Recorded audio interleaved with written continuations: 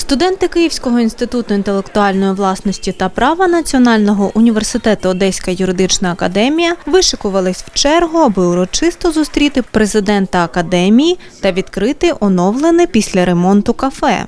Раніше тут могли обідати 70 осіб. Завдяки ж продуманим рішенням дизайнерів потужність їдальні збільшили до 150 чоловік. За словами президента академії Сергія Ківалова, найголовніше – це якісне харчування студентів. Встает ребенок, допустим, находясь 5-6 часов в аудитории, он должен прийти, не искать где-то в этом районе, куда пойти покушать, выпить сок, посидеть, пообщаться. Он должен сюда. Это их любимое место. Вот у меня за спиной абсолютно новую барную стойку сделали. Посмотрите, какую мебель. Мы ее выбирали, хотели, чтобы было детям очень комфортно. Вы знаете, вы видели их лица. Они искренне сорадуются тому, что мы сделали. И мы это сделали в сжатые сроки, потому что начинать все это, ремонтные работы, в том числе и оборудование, поставка оборудования кухонного во время учебного процесса не дело.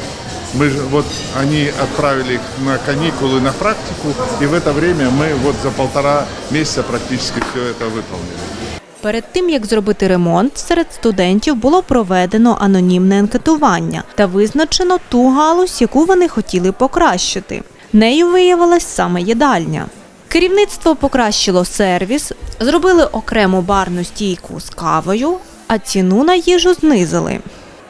Основними в цьому вузі є студенти, і тільки в такому випадку з такою філософією вуз може мати сьогодні будь-яку перспективу. Безумовно, фах, безумовно, надання знань, але і ще відношення до студента. А от через саме такі заходи, через створення таких умов, це якраз і відношення до наших студентів. Ми дякуємо нашим студентам, які нас в цьому підтримують, допомагають нам.